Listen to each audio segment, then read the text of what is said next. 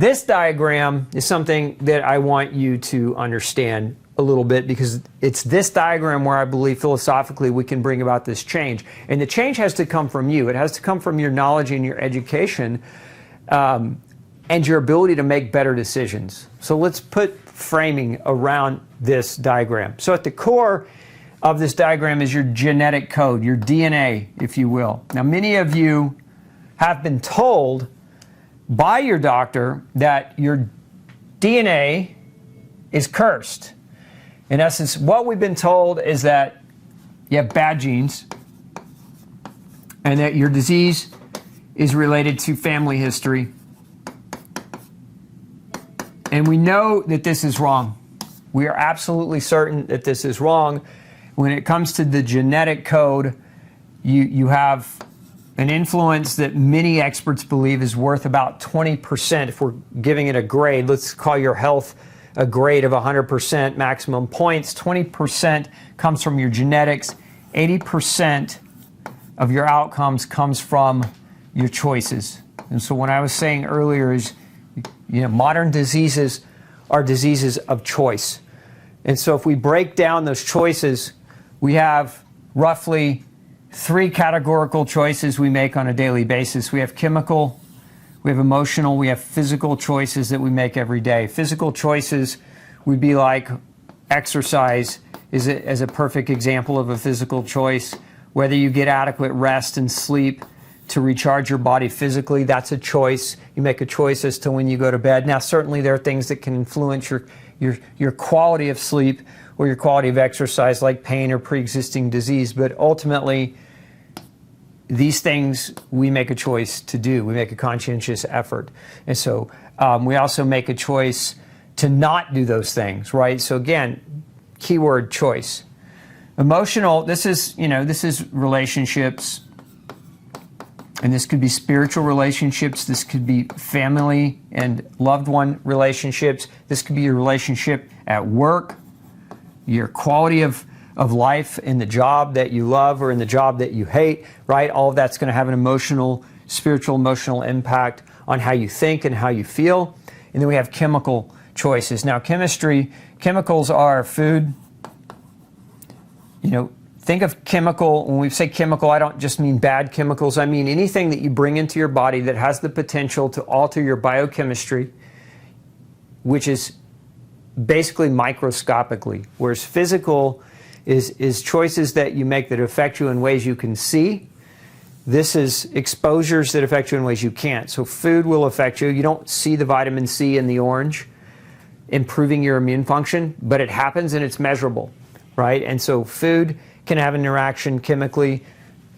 Medication can impact us chemically. The way our food is treated, what our food is sprayed with, the processing of our food, when we add preservatives or additives or other things to it. These are all chemicals. These are all chemical influences. Food also contains things like vitamins and minerals, carbs, fats, proteins. These are nutrient chemicals that impact the way our body functions, right? So if we think about chemistry, it's things that come into our body that affects us chemically in ways that we can't see, but we can measure. And so the chemistry influences the behavior of your genetic code. Your emotional status influences the behavior of your genetic code. And your physical status influences the behavior of your genetic code. Physically speaking, if you exercise, you'll upregulate genes to increase the strength of your muscles and to increase the propensity for your muscles to generate energy. This is a genetic change that comes about as a result of a physical choice. Just like not choosing to exercise will lead to a gene downregulation that causes your muscles to shrink and reduces their efficiency at burning energy, because your body works on the premise of what you stimulate, what you choose to stimulate is what your genes pay attention to. It's what they focus on. So again, the physical, chemical, and emotional choices that we make influence the expression of our genes. So we look at the outcome, just like with the last triangle I showed you of the health industry. This Physical, chemical, emotional choices influence the behavior of our DNA. And this is what we oftentimes refer to in science as phenotypic expression. To simply put it, your genes plus your choices equals you. How you feel, your energy levels, whether or not you're sick, whether or not you're healthy, your genes plus your choices manifest as who you are. So if we look at this spectrum and this scale, on the far end over here, we say there's perfection. Over here on this end is death. Now in this world that we live in, you're not dead and you're also not perfect. So it's not really realistic to be on the far end of either one of these extremes. However, we're going to be somewhere in between death and perfection. Our health, at any given moment, we're somewhere in between. Now, a lot of the people that I see in my practice come to me, and they're in this, what I call, range of functional illness. Meaning, they can get up, go to work, they can still talk, they can still move, they don't feel well, they usually have multiple diagnoses, multiple autoimmune conditions, they're on multiple medications to kind of try to scrape by an existence and still function, but they're sick, and they feel bad, and they're not well. But they're functional. They can still go to work. On the other end of the spectrum, you have people that are well. Wellness. Now, some would say, what does that mean? What is wellness? Wellness, technically, if we want to define health, it's not the necessary absence of disease, but wealth, or rather health, is defined more as the resiliency to the stressors in your environment, meaning if your body has great adaptability and resiliency to the curveballs that life throws in your path, and generally you are well. You're capable of adapting and functioning well without having the presence of major symptoms that are hindering that function. So again, we'll call that wellness. So where do you fall in this spectrum? Everybody falls somewhere within this spectrum. Again, it's important to understand is your genes only account for 20%. So don't blame your genes. Your genes aren't a curse. Your genes are a gift. The fact that you're alive is a blessing and a gift. And your genes are going to react to these three areas. Now, if we go to a traditional medicine pathway, we're going to get chemical manipulation, right? This traditional medicine is going to strive to manipulate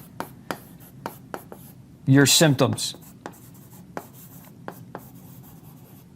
which is all fine and good. If your symptoms are pain and you just need some pain relief, I'm not opposed to humanity and empathy with somebody who's in pain, but if we just strive to manipulate symptoms and we stop there, and what I mean by stopping there is chemical manipulation to affect symptoms without understanding why the symptoms exist. Because the number one question that doctors should be asking is not what drug to give you, because that outcome we have already seen is not good. But the number one symptom that the number one question doctors rather should be asking is, why do your symptoms exist?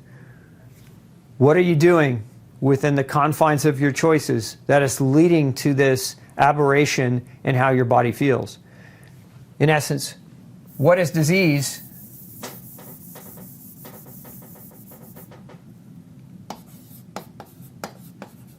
Disease, doctors like to give a diagnosis of a name.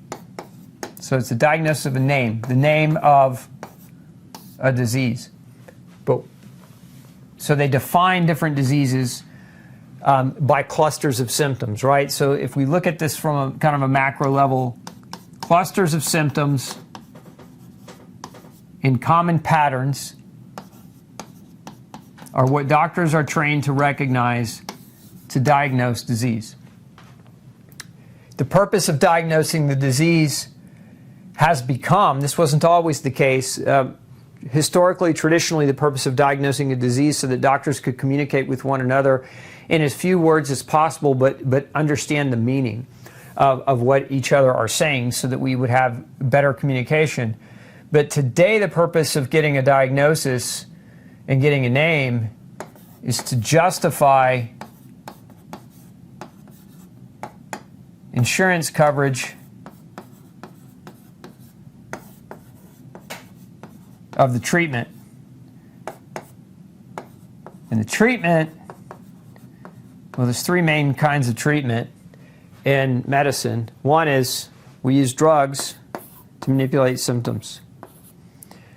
One is physical. There could be surgery, which is a physical alteration,